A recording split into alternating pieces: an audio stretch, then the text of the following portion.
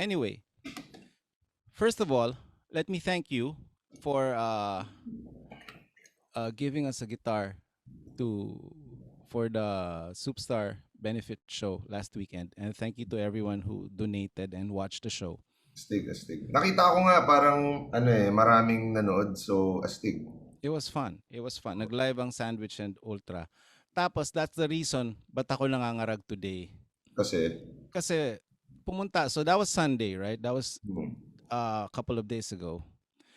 Pagpunta ko sa Superstar, which I haven't been to, the Superstar office slash studio. I haven't hmm. been there in 2 years. Doon kayo nag-stream. Oo, doon nag-stream. Pagpasok ko, merong mini TV studio. Si Wow. Darwin.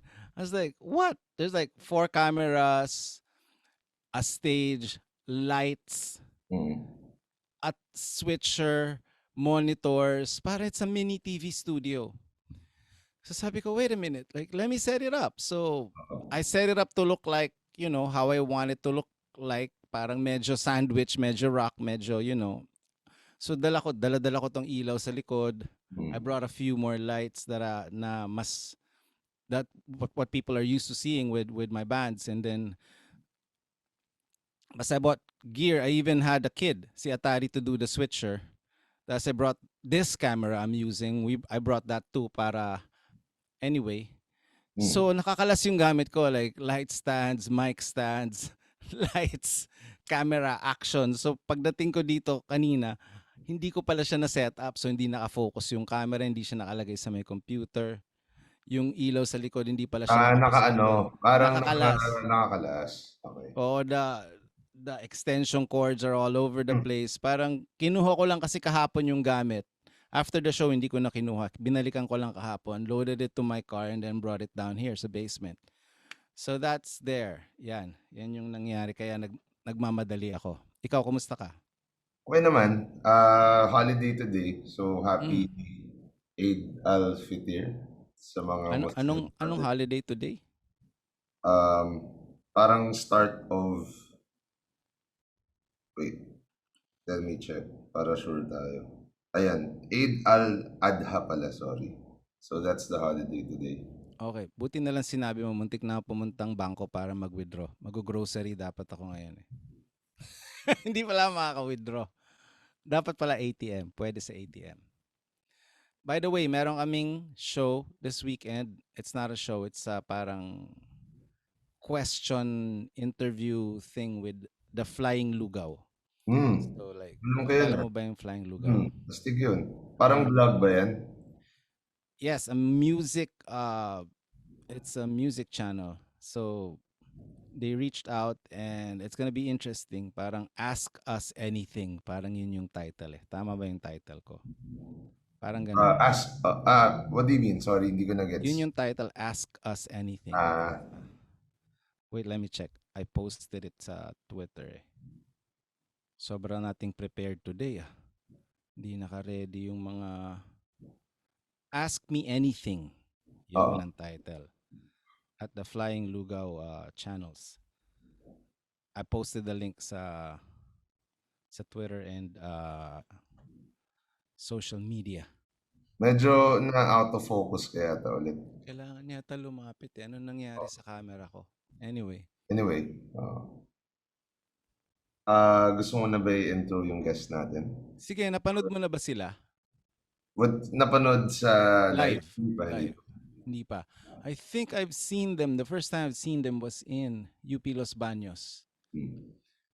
If I'm not mistaken, I was with Sandwich and there was the Flying Ipis, and it was late at night. It was the UP Fair in UP Los Baños.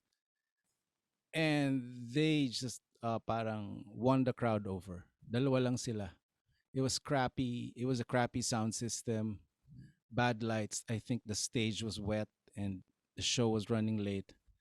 But they were great. Ikaw na mag-intro. Go. They have a new song. Actually, kay Juno ko sila narinig, pero hindi ko pa na panood live. Pero kay Direct ko siya yung parang, I think he was working with them pre-pandemic, di ba? Marami silang mga project. So anyway, let's intro na natin sila. So this week, we are joined by indie pop singer, songwriter sensations LEANNE and NAARA. this week they just released their new single Anticipation, which is now out on Spotify, Deezer, and all other platforms. Hi. Ayan. So, Yeah. Hi, Pat! Yeah. Are you guys in in the north? Natuloy ba kayo? Tuloy kami. Tuloy kami. Good Hi, job. Z. Hi, Naara. Tema kayo! Oy! Oh, no! What's up? Reppin'. Reppin'. In your area. Reppin' in your area. Do you know the song My Adidas? No. My Adidas. You gotta check that out. You gotta check kasi nakaterno kayo. Sige. Anyway, this is Darren. Are you meeting Darren for the first time? yeah. Yes. Hello. I think so, yes. Hi, Okay. Darren.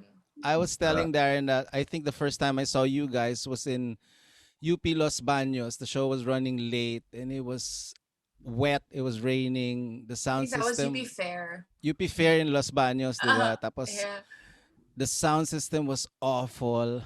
And you guys just like won the crowd over. That was an amazing set. Parang, who are these guys? Parang, how are they gonna play in this situation, diba? So I wanted to see that, and that was the first time I saw you guys. Okay, because there's always latency in the videos in Zoom. Sinong unang sasagot lagi? Parang may who wants to? Lian. Okay, Lian first, and then you. Parang okay, game. Darren, you go first. Musta? So sobrang ganda nung single niyo pala, by the way. Congratulations.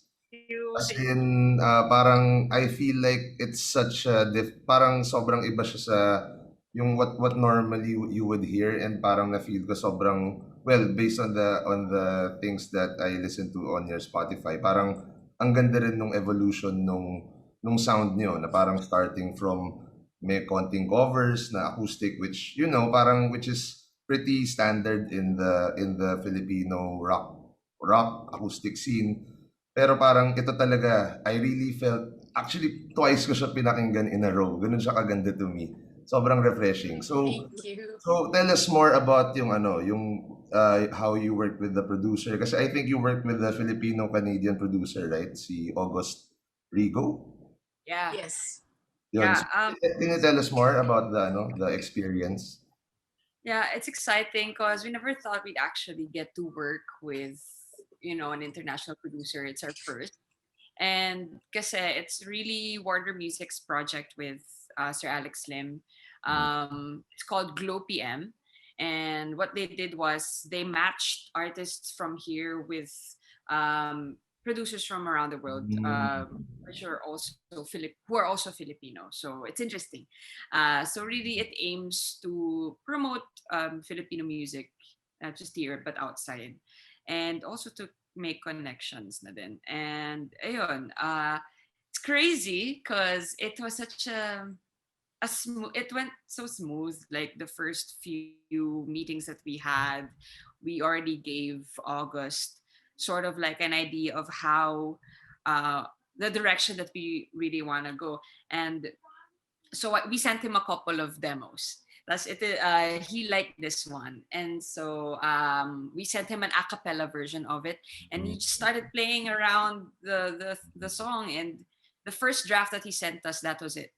Parang okay, ito na yun, ang ganda. We love the chords that he used, and we finalized everything, recorded the vocals, and sobrang cool because he also got like Lady Gaga's guitarist to play guitars for it, who is also Filipino, si Filipino. Ricky. Talaga. So, ayun, parang nag-ano lang lahat, parang ang saya, nag-connect lang lahat. Which is awesome. How about you, Nara? Yung ikaw naman, yung experiences mo sa, working with him, ganun. Super easy to work with and straightforward. Super straightforward niya sa gusto niyang mangyari sa song. And what else? First, send niya nung Nag-send kami ng demo, capella, and then pagka-send niya, yun na agad yun. Kasi we've been looking for the right vibe for this song. So when we sent him the demo, parang yung hinahanap namin na groove nung song na yun, nakuha niya agad. So, galing. Did you meet him first? Like, did you meet him in Zoom or something? Or it was Yes. just like Hmm. text? What did you guys talk about? What did they ask you? Um, he asked us things like, "So, what do you usually write about? Like, do you write Galing. um, political, ganon. So just so he Mhm. has an idea aside from just listening to our songs on Spotify, diba? So we said, basically, you just write about everyday life and not too political at all. Mm. Yeah, and so yun. And then he also asked what sound we'd be comfortable with. Like, do we want to go more organic with this next one? And we said, yeah, because Daybreak, it's kind of medyo electro, like some parts. And we thought, for this one, we said we still want to be able to play it when it's just the two of us. Yeah. So he Tama. was able to create like the middle ground. We were able to find the middle ground for that and still make it sound modern in a way, but still have that, the acoustic guitar and, mixed to the EP and stuff. So, Mhm. galing. So yung sa beats siya na gumawa lahat. Pagdating, Yeah. you Yes. sent him the vocal stems, tapos pagbalik sa inyo, yun na, yung nasa, Yeah. Mhm. wow. Tapos na Parang, siya in a way. parang lo-fi rin siya eh, actually, yung sound niya. Mm-mm. Mhm. Yeah. Nagbabarrow rin ng low, yung drums niya, hindi sobrang in your face, pero andun siya. Pero, Mhm. tapos, nakaka-addict yung song kasi parang paulit-ulit na, hindi man paulit-ulit, pero parang madali mo siya ma-pick up, tapos on the second, so, kinakanta mo na siya. Parang ganun. Ang galing. Yeah. Sinong Thank pumili ng you. producer? Was it Warner or you guys? It was Warner. Kasi they have this thing na wherein all Warner artists will collab with international producers na Pinoy din. So they call it GLOW Global Pinoy Music. Akala ko Ah, parang glow up, OPM. ako Diba? naman yung Glow PM parang gorgeous ladies of wrestling Filipino music.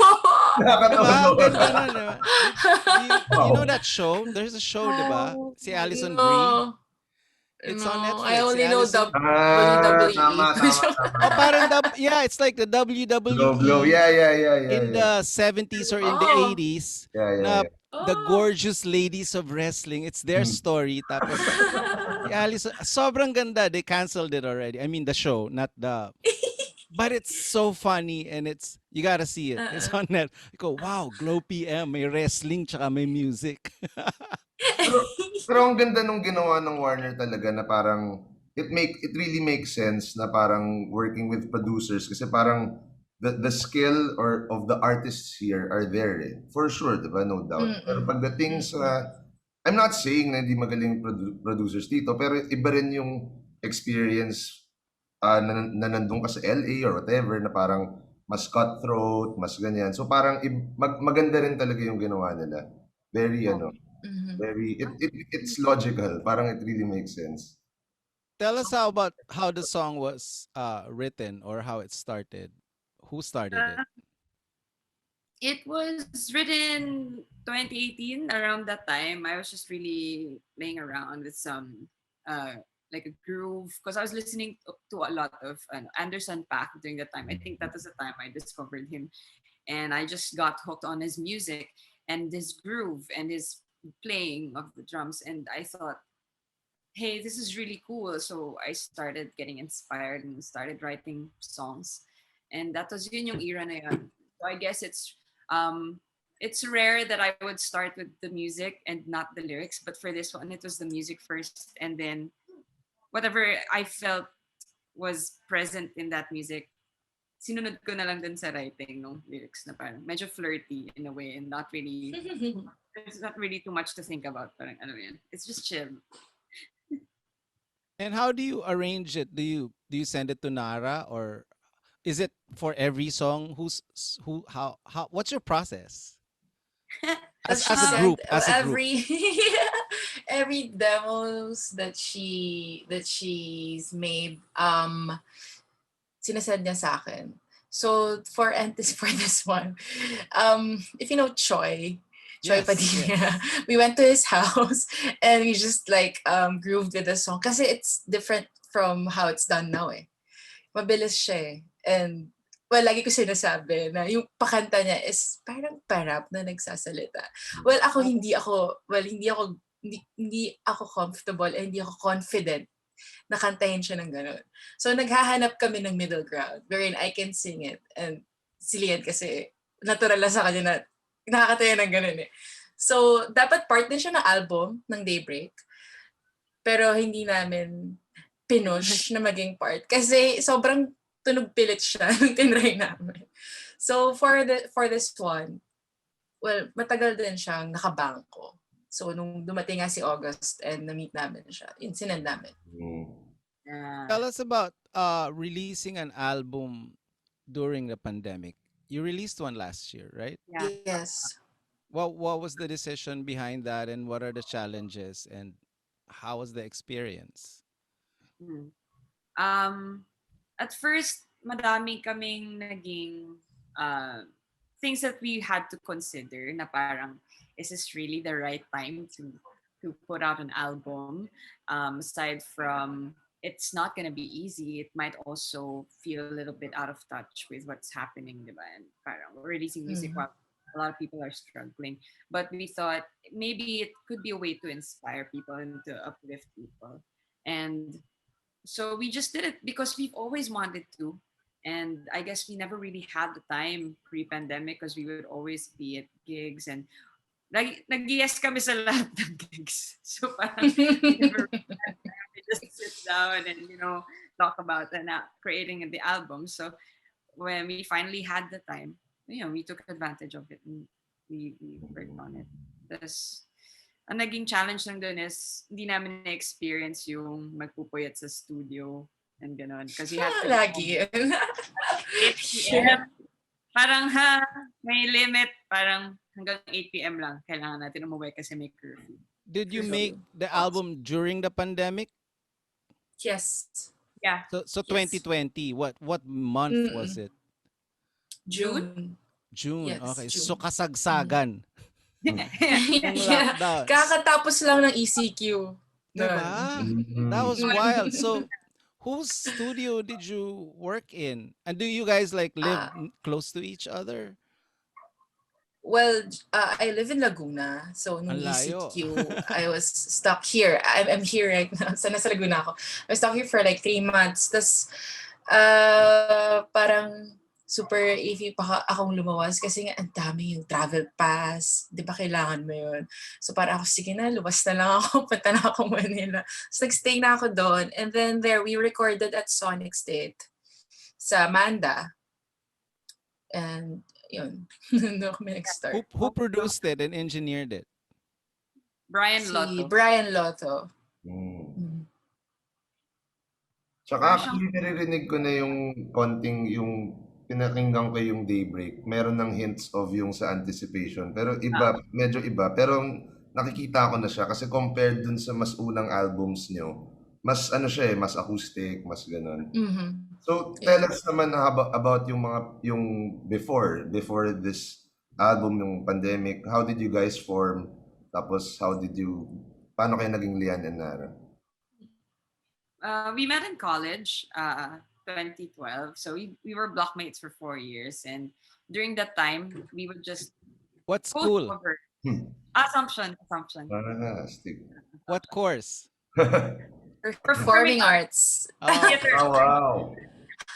Galing, ah. Akala ko Lasal kasi naka-green yung Adidas mo. Parang Oo nga, no. Actually, naisip ko rin yun. Oo nga. Yun. Assumption. Tapos, nung time na yun, nagko-cover lang kami. Tapos pupostan namin sa YouTube. No, walang anything. We just did it for fun. And we had originals then, but we never really sang them. So, puro covers talaga. And then after grad, we were connected to Warner Music by a friend. And then that's when it started. So parang, wait lang, hindi namin alam kung paano magsa-start. We had no idea about branding, about music directions, para kami, okay, let's just do this. So we Mhm. released again the first single, and it surprisingly was a hit. Parang, oh, sobrang, this is crazy. Is this really how it's supposed to go? But then, ayun, and it actually was recorded in Sonic State then. So Daybreak is sort of like a homecoming because Mm. going back to where we started Mhm. in a Yeah. way. Speaking of branding, ang ganda nung photoshoot nung bagong single ah. Thank Who did you. that? Whose idea was that? Who took the photo and who directed it? Well, it was Dix Perez, if you know him. He was our photographer, and then actually sabi nila when our friends asked us sinong mag photoshoot sa inyo, si Dix Perez. Oh, matagal na yan. Parang veterano na yan. Sino makeup artist niyo? Si Seng Zulueta. Sabi niya, oh, matagal na din yan. So parang team talaga sila. Every team, parang, oh my God, okay, so I'm lucky to Mm, be working with people. yes. So you've been performing from when I saw you, you were just a duo, and then you had a band for a while. Yes. How do you plan Mm. to perform these songs, the pandemic songs up to this new single, which is more parang a lot of electronics happening? How do you plan to perform this live? We've been exploring different ways to perform our songs live. Like just recently, parang a couple of gigs that we did, we tried without the band, but we had a backing track and we would just play over it and sing over it. So it really takes a lot of discipline, and which we like. Parang we realize na, hey, we're actually practicing more because we have to. Because if we don't, we'll mess Mm-mm. it we'll mess it up because there's a backing track na kailangan sakto talaga. The metronome and Where's the everything. backing track coming from? I mean, Oh, Uh, like from a drum machine, a sampler, a laptop. no, laptop, Who's no. triggering it? Is it from the board or you guys are triggering it? us. Like we It just was play it on. us. Is it playing the as first a time, two? the first time we Is it playing from a two track or is it like stems from a DAW or Ableton? It stems from stems Logic. from Parang ganun. Naka-load lang siya dun. And then you just play it. GarageBand or Logic. Huh? But it's fun. You're still Mhm. getting the hang of it. But yeah, it really pushes us to work on our craft then, which is good. Mhm. Parang talagang kailangan mag-practice. Ganun. Did you watch Anderson Paak when he came here? Hmm. He had a Oh, you DJ. did? He had a DJ for the backing tracks, for the tracks that are drum machine driven. Oh, He had a DJ Oh. and the band playing over it. So I guess it stems the DJ had like the synths and the drum machines and the arpeggiators Mhm. happening. And then ah. he would when he sits on the drums, yung DJ scratch lang. Ang Tapos galing. So siya, it's very oh, organic. He changes even mid song. He can change to a purely organic, live drums and band to super, trap na with fast hi hats and 808 kicks. So that's why I'm asking Grabe. kung ano if you have another person doing the triggering or whatever. Ang galing yung DJ Mhm. was and he could cut in and out of the song because he's a DJ, di ba, with the crossfader. Let's start from the Mhm. start. How was the music in your house, both of you growing up? What did you hear from your folks, siblings, cousins? sige me.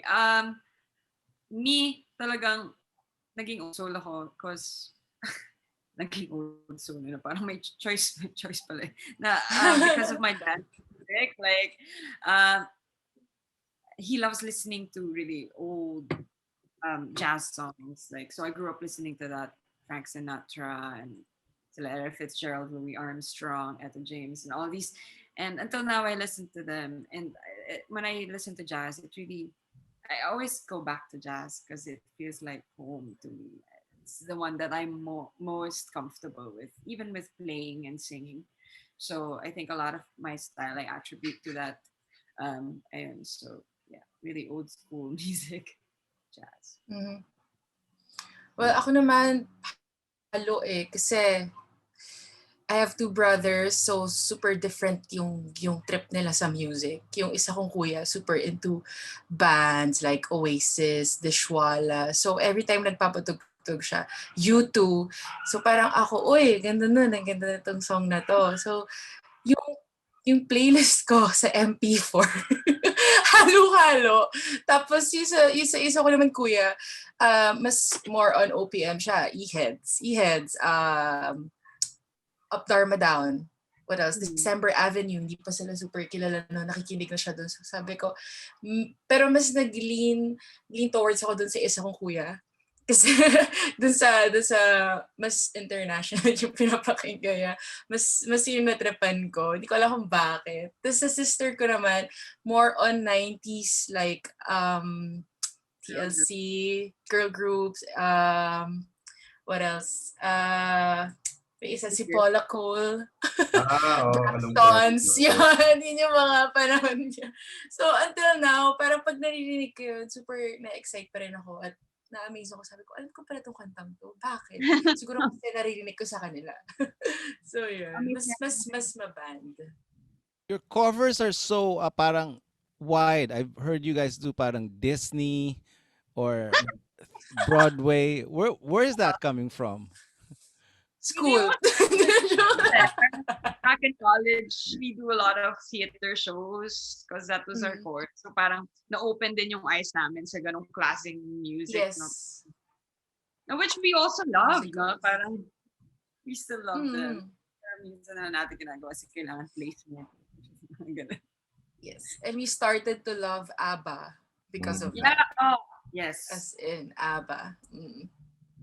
Ano yung mga first instrument nyo? And kailan nyo nalaman na, okay, I can sing. Parang maganda pala boses ko or parang ganun. Ako, keys na talaga ever since. But ako, nag-basic lessons ako pero di ko tinuloy kasi I got bored. Tapos, for 6 months, nagpaturo ako. And then I just started playing on my own and learning chords lang. That's why medyo limited lang yung alam ko. But, you know, I still practice every day just to be better. Ganyan. But yeah, at first, wala pa akong keys nung nagsa-start akong gumawa ng song. So I had this sa PC namin, parang may virtual keyboard. Tapos tumutugtog ako sa actual keyboard ng computer. Yung letters lang. Tapos yun, taga lang hanggang sa binalanahan ng keys ng parents ko. Masaya na may ganun. How about Ako you? naman, I started siguro mga 3 years old to send voice tape. Kasi my father was working overseas. So, nag-send ako ng voice tape. Tapos kumakanta na ako doon. Tapos with the instrument. No. Acapella, yes. And may dance step pa yun. Hindi ko alam. Hindi naman yung nakikita. Do they still exist? Do those tapes exist? Oo nga! I think so.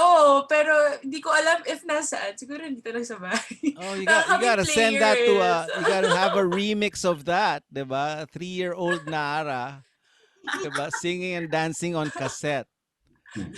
That could be a sample on your next song. Oo nga! Sige, hanapin ko. What would you sing? With the instrument, oh my gosh, Christian songs na Tagalog. kasi my mom sings sa churches. So yung mga kinakanta nila sa church. And yung parang nursery rhyme ng pangbata na Christian songs. Yun yung mga alam ko. So Kaya may Christian dance songs with dancing. Yes. Yes. Buti walang TikTok Sa nun, Sunday ano? school. Christian songs with dancing. That's the new genre. Dance Christian. Yun. Ganon. For kids. For kids. For kids, how'd you pick up the guitar? Well, my papa, binila niya ako ng guitar. It's parang binigay niya sa akin. Sabi ko, ang gagawin ko dito? Kasi parang I watched School of Rock. Tapos super na-amaze ako sa kanila. Sabi ko, shit, gusto ko maging ganun. So, kinapa ko yung tan, tan, tan, tan, tan, tan. So, ginawa ko siya sa gitara. Tapos nung nagawa ko, sabi ko, oh, kaya ko pala yun gawin. So, nag-aral ako ng basic din, guitar lessons sa church. And then after noon, self-taught. Until now, nag-practice. Darren, walang mas metal doon, Darren. It's like, Mm. Nara's first song on guitar is Oo nga, Smoke in the Water. beautiful eh. Ayun, Deep I Purple. don't know So, kung anong title. from Christian dance to Deep Purple. Who would have thunk? So ano naman yung what would you say yung challenges of being in a duo? Parang do you fight? I mean, paminsan nag-argue ba kayo or ano? Or is it always Medyo. always tawag doon, maganda yung samahan lang palagi? I guess at first, parang tinitimpla pa lang eh. Tapos parang ako, I had to learn not to be possessive with my own songs. Yun talaga yung naging isa sa biggest struggle for me na parang gagawa ko ng kanta and it's super personal to me na mahihirapan ako if another person sings it kahit just even if we split the verse like what Naara and I do. So I had to let go of that for it to work kasi parang I realized na it's not just me. I'm not a solo artist. It's a duo. So I'm not just writing for myself. I'm writing for a duo. So I always had I realized that nag-iba yung dynamic namin, yung relationship namin mas gumaan, mas dumali. So I really had to let go of that wall. Mawala na. So that was one of the biggest struggles for me at first. Ikaw, Nara, para sa'yo naman. Well, ano ba? Yeah, may isa. Kasi, our first few singles, ano siya eh, yun nga, written by LEANNE. And then, when we recorded it sa studio, we recorded it na equal yung parts. But then, nung release na nung song, voicing na lang yung narinig ko sa song is voicing na lang. Yeah. So parang medyo, well, in a way, kasi we're starting and we're excited to like perform, to release songs, parang to let people listen to us. Parang medyo na-upset ako, like, bakit wala yung boses ko? And then we talked to our producer. Tapos parang sabi niya, just trust the process, even though it's hard to accept, just trust the process. It's really hard. Pero ngayon, parang nagigets ko na kung bakit. Like every time I listen to the song, sa sila yung kumakanta, parang gets kasi bagay kay yung song and then nag-blend naman yung voice ko. So, yun talaga eh. Parang it'll take time. Pero at least we're okay. And I think kailangan talaga important thing for you to work as a duo or as a band. Kailangan open kayo with everything. Open. Like you always communicate and work things out. Sobrang agree rin ako dyan. How do you guys do the demos? Or do you sing to each other first? Or do you send voice memos? Or do you parang make a demo in a DAW and then like half arrange, ganon? How does it work for you guys? So I guess how does it go? Parang depende pag ginanahan ako, I start I'd write a song, then if may gana ako, I'd make the demo ready and then leave space for Nara to record her vocals. And then I'd send her ideas as well. But other times it's just a rough draft, like a voice note that I recorded on my phone, and I immediately send it to her. And so if she has ideas, we can talk about it before recording the demo. But yeah, that's how it works. Do you guys both demo the song or like arrange the demo in your DAW? Well, it's mostly Lian. Pero pag I think may kailangan or may mas okay na thing to do with the song, I tell her naman. And we're open about it naman. Yeah, and then she records it. Mm-hmm. So, talking about yun nga, nabanggit ko kanina yung palagi parang nag-evolve yung sound nyo. Can you share with us some artists na current or na you're listening to? Kasi paminsan yung a lot of our listeners also parang they also look forward to, getting some parang mga bagong papakinggan or whatever. Mm. Me, ako kasi parang I have trouble allowing myself to listen to new songs that I'm not familiar with. So I still stick to the old ones that I know, like Erica Badu, yan, Anderson Paak, Jill Scott sometimes. But ang dami ko ding na-discover na alam mo, parang covers, tas parang, uy, sino yan? Na parang overjoyed cover, tas black girl with a really soulful voice is singing it. Wait now, what's her name? It's in my playlist. Yeah, oh, her name's Victory. So yung mga ganito, like even the Scary Pockets na mga version of Mm. that I love. Yeah, I love listening. And also Wolfpack. Oh my gosh, we were watching their concert in Z's place the other day. Sobrang ganda. Grabe. Funky, groovy. That has to be one of the coolest names ever. Wolfpack. Right? Mm. Oh, Wolfpack. lalaro na sila. Parang fake German na Wolfpack, eh, 'di ba? Oo nga. Diba Oo nga. parang bastardized German, the Wolfpack. Diba? Parang ganda eh. And they don't look walang audio video lock yung itsura nila dun sa tumutugtog, di ba? Oo. Parang is this a parody video or how about you, Nara? What do you listen to these days? Dorky nila. Pero galing. Oo, dorky nga. Um, Well, I'm into K-pop right now since starting the pandemic. Oo. Yung- Like, Yung producer Ewan niyo ko, yung BTS, diba? Yung producer. yeah, si August. yes. Oo. Mm-mm. Yes. On Yeah. and Black Sorry. Black On? Swan, yes. Yes, on. Mm-mm. Well, I think super na-amaze na ako sa production ng K-pop. Kasi when I watched yung K-pop Explained, like sa isang song, may 9 genres of music. Wow. So parang paano nila nagagawa yun? Biglang may trap, biglang may EDM, tapos biglang nagiging bossa nova. Actually. Pero bagay, di ba? Tapos well, I'm a Blink. So si Teddy Park, super lagi niya ini-incorporate yung Indian sound. Tapos bumabagay, di ba? So parang paano nila nagagawa yun? So aside from K-pop, I also listen to Maggie Rogers and Haim. But I'm a big fan of the two. So I love Haim. yeah, I wish to be the 4th Haim sister. Yeah. What's the name of the bass Super player? love I love her. Yung Si parang ST. Grabe. It's the bass face girl. Baba.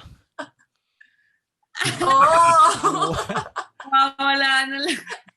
Medyo bastos Oo, siya eh. wala Pag kasi. tumugtog eh, in all sense of the word. Parang, I love her. I love her. Yung, especially they're set in, I think they opened or they played before Beyonce sa Coachella, diba? I think that was their biggest yeah, set nag-Coachella to na date. sila. That was wild. Yeah. And they've been doing a lot of good, they released a lot of videos during the pandemic, diba? Yung home videos. Oo, super fun din kasi sila. Yeah. Like gago. Gago lang talaga. What about give us a top 5 Filipino artists that you want people to know about na people don't know about too much, like People don't know about too much. Let me see. Parang mga naisip ko. because I've seen you guys like I've seen you guys in a lot of indie places. So who have you seen that people don't get a lot of attention? There's this artist that we've worked with. He's from Iloilo and he has a really nice, sweet voice. A sweet guy. His name's Ethan Lucas, and we have one song. We have one song with him, and okay siya. And I hope more people recognizes him, more people know about his music. Kasi he writes some really cute um, romantic songs. Parang we don't really get a lot of that now, like acoustic. But yeah, he's I like him, Ethan. I think he's in Iloilo now. Yeah, Oh. Mm. yeah. Well, for me, I think Bea Lorenzo is Oh well, but yeah. super galing. Yeah. And I think may hearing problem din siya eh. Pero What? ang galing niya pa rin. Yeah, parang I asked her once. Tapos yun sabi niya. Pero ang galing, no? Kalimba, then keys, and then she sings. Her Galing. voice. Yeah, her voice. Super ganda. Dancing. Mm. Also, Mm. Danny Adea. I've watched her once. Feeling ko sobrang pareho kami ng taste when it comes to music, and yung influences namin sobrang pareho. That's why. Nagkasabay tayo sa isang gig before sa 2020. Tapos parang sabi ko, Mm. cool naman itong girl na to. Sobrang, ang angas ng tugtugan. Tapos ang galing pa ng banda nila. Tapos, ang galing kasi nakasabay ko siya sa isang audition for an online musical series. Parang ganun. Tapos nagkausap kami doon. Tapos, ang saya lang na never kami nagkausap before. And now we follow each other. Tapos, covers, Erika Badu covers are just amazing ako kasi sobrang ganda ng boses niya. So how is it working with Warner, and how did you meet Fatboy? I think Sorry. Sir Sorry. Alex. Yeah. Sir Alex. Okay. Warner Music. Sorry. Alex Lim. Kasi Fatboy yung anyway. Yung name mo sa IG, ano? Legend yun. That's how he introduced himself to us, to me. Yeah. Oh, really? 10 years ago. Oh. Hi, I'm Fatboy Lim. Ah, It's like, Rayms. what? I'm gonna call him Fatboy Lim. Yes, that's how he wants to be addressed. Yun talaga, yun yung legendary legendary name talaga, Fatboy. I think NU107 Davao gave him that nickname. Oh. Tsaka for the listeners na interesado, we have an episode with him, diba, Rayms? Pwede nila balikan sa Oh. And he's the one who sent your new single before it was released, so we had a preview. Oh, yeah. Yeah. So yun nga, can you guys talk about how you guys got signed? Parang what has the experience been like? Parang ganun. Top you wanna go? Well, actually, we got signed before we graduated. Tapos medyo bawal kasi sa assumption yung ganun. Okay. So hindi namin sinabi agad. Like we signed April, we graduated May, and then we released a statement na we got signed. Pero April pa yon. Pero We released it in June. Nag-submit kayo ng demo? How did they... Friend of a friend ni Leanne. Parang he sent it to that person, si Nina. Yeah. And then it should be Leanne lang kasi talaga. Pero parang sakto ata na napaos siya. Paus ka na, no? Tapos parang sabi mo, you wanna come with me? You wanna come with me? Yeah. Yeah. Kasi galing kaming school. Yan, galing kaming school. Tapos sabi ko, tutuloy pa ba tayo? Kasi wala talaga akong boses. For sure, of all days, hindi ako laging papaos, pero for some reason, nung araw na yun, paos ako. So, ending, we still went. So it was Miss Latch, Sir Gina, who we talked with, and the whole team was there. Like a couple of kids, know nothing about it. Pinakanta na kami. Namin Tadhana. New York and back and Tadhana. New York and back and Tadhana. Ordered na ng New York and back. Tapos wala akong boses the whole time. Tapos sinalat at tumatagod time. Pero akala namin, baka hindi na ito pagkakanta. Pero tinuloy pa rin naman nila. So, saya. Again. And Did until you bring now, a keyboard and a guitar? Or guitar lang. I brought my guitar. Mm-mm. let's talk about your gear. What is your favorite Is it gear that you lagging? bring? Kanina, Sorry. pero ngayon mas hindi na. Okay. Oh, Okay. gears. Yan, sinaara naman. Ay, wala. Gears. What do you I use? use I use a Martin D15M Wow. mahogany. Wow. All mahogany. Na medyo nagsisi ako bakit yan. Kasi mabigat? Kasi, hindi, super sensitive pala ng wood na yon. Kasi, wait, quick story. Last year, nung lumabas ako, I left my guitars. Kasi we went to school to Assumption to record the song. So, medyo summer pa nun. So parang ako, bigat kasi ng guitar. So, hindi ko na siya binaba. Tapos na-stock siya sa kotse. Naarawan siya ng ilang oras. Tapos pag open ko ng guitar, may crack na siya. Oh, So parang ako, bakit? Pero okay naman na siya ngayon. Nice. Ang ganda nung sinabi mong sensitive yung wood eh, 'di ba? Parang huwag kang magsalita ng masama kasi baka magtampo yung pag na-hurt yung gitara, hindi yan tutunog sa show, 'di ba? Sensitive yung wood niyan eh. Huy, dahan-dahan ka sa sinabi mo. Uy, sintonado yung gitara mo. Shh, baka marinig ka kasi baka hindi na siya nagtampo yung gitara, no? That's gonna be the Nagtampuhan title siya of kasi iniwan ko siya. sensitive wood. Iniwan sa kotse, nagtampo, nag-warp eh, no? Nag-crack. Nag-crack. What about you, Leanne? What do you use? I just recently Yes, upgraded. bro. Yeah. Nord Electro 60. Wow. Parang ako, muna talaga, am I worthy? Yung skill set ko ay wala pa doon. Pero before kasi, I had my first one was a Roland na arranger, and then I had a Core Cross. Kasi what I like about it is it's light. So whenever I'd go to gigs, hindi siya hassle ganyan, and pwedeng ako lang yung mag-ayos. Pero ito, nung pandemic ko lang din siya binili. Pero ang galing kasi feeling ko mas productive ako kasi ang ganda-ganda ng tunog niya, especially the piano sound.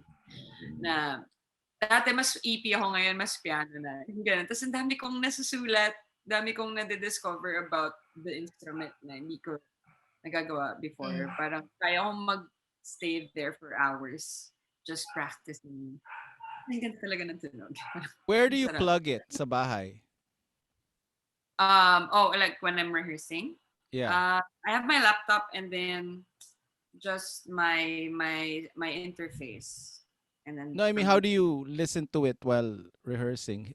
Earphones lang or? Oh yeah, earphones. I don't have pa like a speaker set or something. An amp. But mag-invest. Parang kailangan ko na mag-invest. And I need the space kasi because I used to live with my dad and my sister. So parang hindi pwedeng sobrang lakas and the space is not very big. But, yeah. Before we go, what's your plans after this single? It's like the pandemic is opening up slowly, but what are your plans? Do you have an album or we're planning touring? to release. Sana. Pero hindi.